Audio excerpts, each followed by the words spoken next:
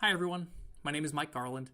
I'm a product manager here at Alchemy, and in this video, I'll be giving a quick tour of our dashboard and what's possible using our developer tooling.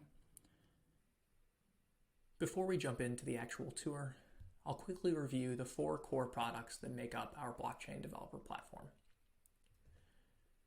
The first product is Alchemy Supernode, the most scalable, consistent, and reliable access to different blockchains. We'll release a full video detailing what we've done and how we've built Alchemy Supernode. But for now, just understand that with less than a minute of integration time and a single line of code, you can get access to infrastructure that will help you scale up to millions of users and beyond with the same ease of development with which you wrote your first line of Web3 code.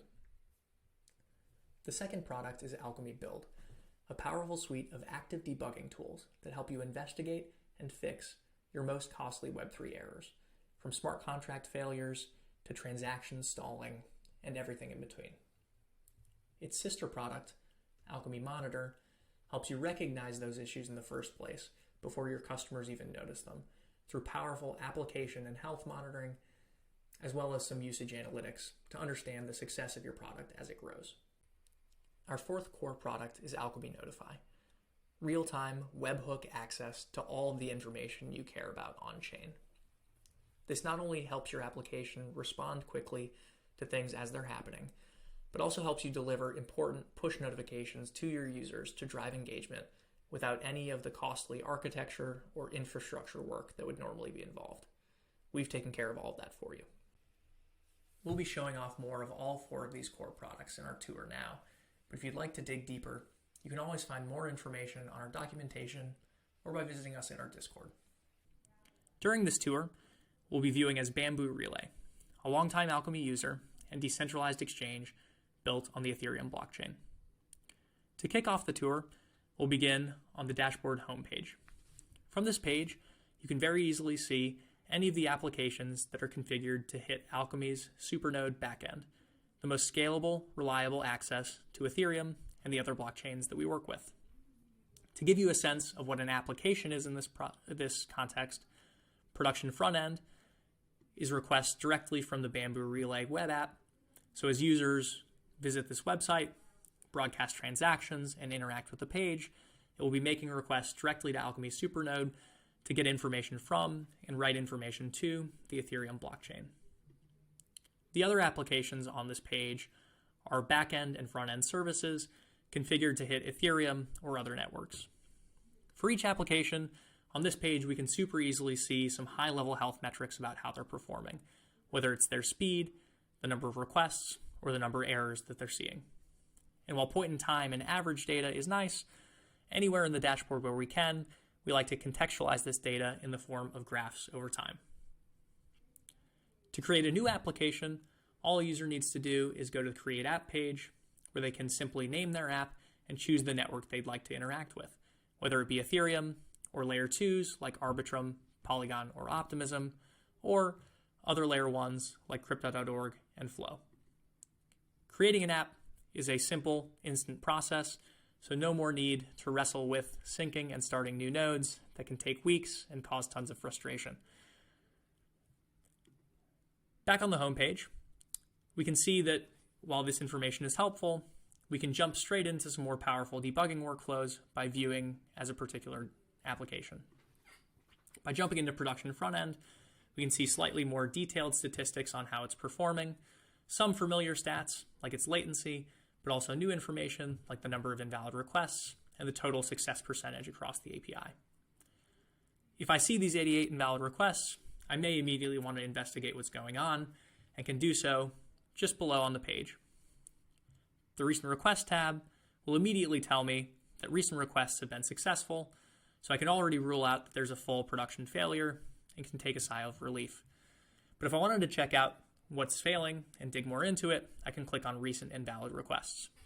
Importantly, I don't need to dig through any logs. I don't need to jump into the terminal. I get an instantly human-readable error message to tell me what's happening. In this case, there isn't enough gas in the wallet that's trying to make this particular method call. If I did want to debug a particular error further, like this gas required exceeds allowance error, for instance, there are 2 things that I might immediately want to do. Number 1 is figure out how much of a pattern this error is, how systemic it is, or if it's a one-off. The second is prototype and fix the request. Luckily, I can do both of those things directly from any request anywhere in the Alchemy dashboard. To do the first workflow, I can jump into the Alchemy Explorer by clicking Explore Similar. This immediately takes me to a filtered down view of all of the requests that I've made to the Alchemy API. In this case, filtering millions of requests to just the 44 that matched the one I was interested in a matter of less than a second. In this case, we can see all ETH estimate gas calls that have the same error method and see that there's probably not too much of an error here for us to focus on and devote our attention to. For the sake of continuing the demo, though, and seeing the debugging workflow to its logical conclusion, we'll continue on. Two things worth calling out here. Wherever we can in the Alchemy dashboard, we like to provide more contextual information about what's going on, like the fact that this estimate gas call is interacting with a particular token called wrapped ETH. The other thing to call out is that we don't just have to jump into similar calls from an existing request. We can run arbitrary investigations using the Explorer, looking at particular errors, particular methods, even slow versus fast method calls, to dig in on basically anything that I want to zoom in on as a developer. In all cases, I have the ability to zoom from 100 million requests or more down to a few that I care about in a matter of less than a second. As mentioned, the second thing I might want to do as a developer when I encounter a failing request is fix the request by prototyping it. I can do this quite easily by clicking Retry and jumping into the Alchemy Composer tool. Because we've jumped in from an existing request, the parameters are pre-filled, which means I can make the request immediately again from the dashboard and see if it's already fixed. In this case, I can see that the amount of gas necessary has changed or my wallet has topped up, and so the error has actually gone. If it was still erroring out, though, I'd have the ability to change the parameters and prototype the request directly here from the dashboard, quickly iterating on whether or not the request is successful. It's worth mentioning that this workflow can be completed in something like Postman or via the curl command, the terminal command curl. But we found that this is a workflow that developers will go through dozens of times per day, and so if we can save them a minute or two every time they encounter it, the total savings in a given week can be hours or tens of hours collectively. Jumping back into the app details view, we can see a few of the things that Alchemy Monitor is powerful for. First of all, we can see the behavior over time in the form of daily requests and rate limiter requests to get a sense of how our app's health is evolving. But importantly, we can also see usage analytics. Here we can see where our customers are making requests from, how dense those requests are in different parts of the world, and how these things are changing over time. Importantly, this doesn't require any code or configuration. It appears in the dashboard for free just by using Alchemy Supernode. It also can give me this information even when other tools like Google Analytics and others might suffer from ad blocking. Another extremely powerful tool is the Alchemy Mempool Watcher. The mempool, basically the pending state before transactions are mined, is one of the most opaque and frustrating parts of the development process. In a lot of ways, the goal of the Mempool Watcher is to turn the lights on to help developers understand what's going on in this all-important part of the blockchain. We found that previous to the Mempool Watcher, developers could spend hours or literally days debugging a single failure that could have been solved in minutes with the right tooling. In this case, we can see a particular failure, with this transaction highlighted in red here, is very easily understandable if you notice that the nonce is the same as the nonce of a future transaction, and that collision would explain the failure. It may have taken me a full day as a developer to search down these transactions, decode their parameters, and compare them, but in a matter of a minute or even less, I figured out a reasonable explanation for why this failure occurred. If I did need to do more digging, I can super easily filter down by relevant parameters, like the address or the transaction hash, to see more information in context about what's going on.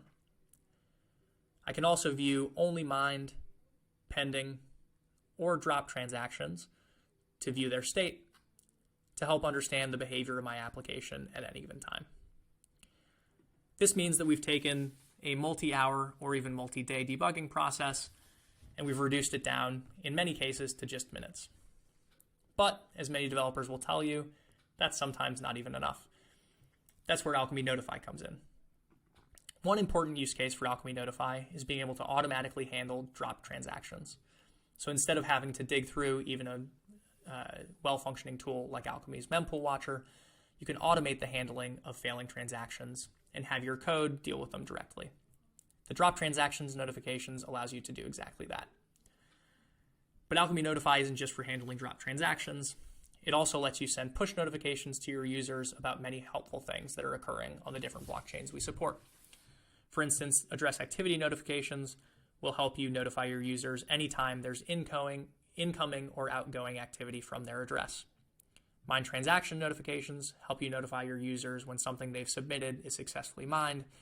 And gas price notifications will tell you and your backend when gas is fluctuating on the networks that you're working with. Beyond Alchemy Notify, Alchemy offers a number of enhanced APIs that give developers access to new data and functionality to enable workflows that were previously impossible. We have a number of APIs that support things like ERC20s and ERC721 tokens, in addition to things like Alchemy Transfer API, which make workflows that would have taken billions of requests previously take a single request that returns in 10 milliseconds. In this case, instead of having to crawl the entire blockchain, all of its blocks, and all of its transactions to get the information for a single user's transaction history, we can make run requests to the Alchemy Enhanced API to get that same info, taking a workflow that would have taken days and require extra infrastructure and have it return data in a matter of milliseconds. Finally, we'll be exploring the Alchemy Usage page. This gives you vital information about your usage of the blockchains you're interacting with and helps you do some powerful optimization workflows. Here we can see not only how our usage is changing over the course of a given month, but how it changes day by day, minute by minute, and importantly, how we're using different methods and how expensive they are in terms of computation. This allows us to zone in on the most operationally expensive calls that we're making and do things like optimize performance of our front end for our users.